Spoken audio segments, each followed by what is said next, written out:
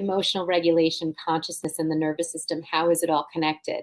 I just mentioned the survival paradigm, which, as you can see on the slide, is the lower part here. So the red, the orange, and the yellow.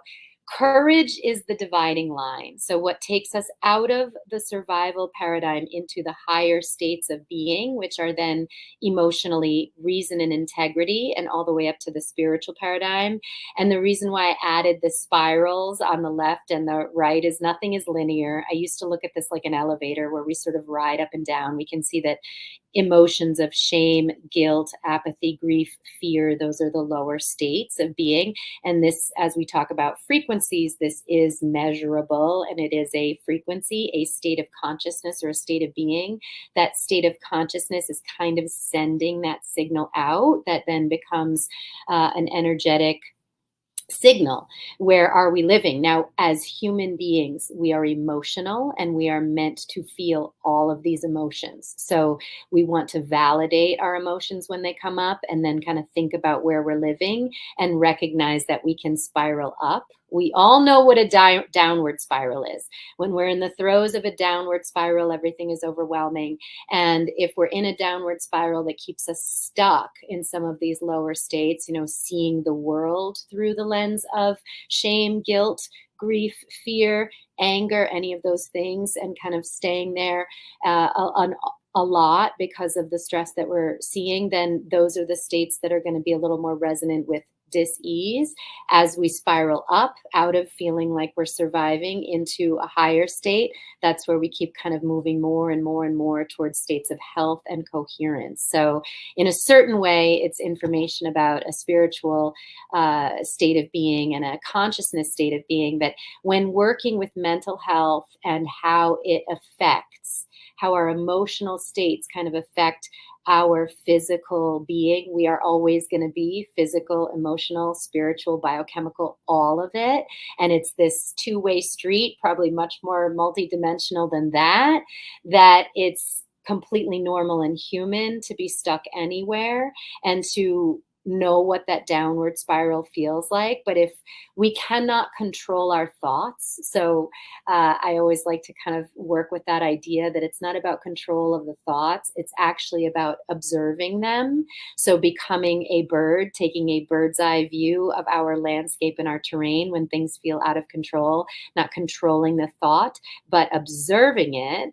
And then as we observe it, what we can work on controlling is our words, because our words are what is essentially communicating back to our ears, back to our brain, back to our cells that are receiving in that feminine principle the information that it's then going to be relating to. So if it's, I'm not good enough, I don't feel right enough, or, I won't be able to overcome this, our cells are eavesdropping on the conversation. So I'm hopeful that with all of this, this different way and many different approaches of looking at the complex and sophisticated process that is the sort of human body and mind and spirit, from the physical and the biochemical and the landscape, the microbiota, that taking some time to kind of think about these other things can help us so that we can treat ourselves more gently, more kindly.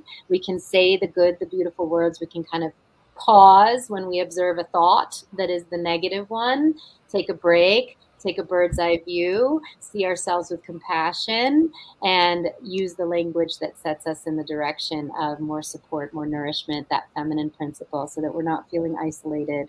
And we can bring back more of what the world needs, which is this feminine approach that says receiving, slowing down, taking it easy, tune out, and support. So tension is who you think you should be. Relaxation is who you are. What do these three things have in common? The good wine grapes, the diamonds, and the pearls.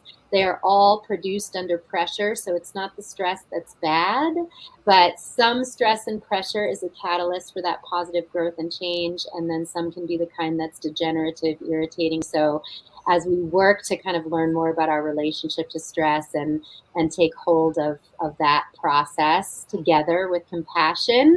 May we have more diamonds and more pearls and more beautiful radiating people out here. I know you are, because you're here today.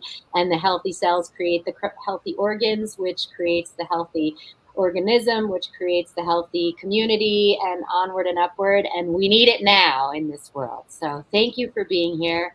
It's an honor and a pleasure. And I hope to be able to answer some questions with the time we have left.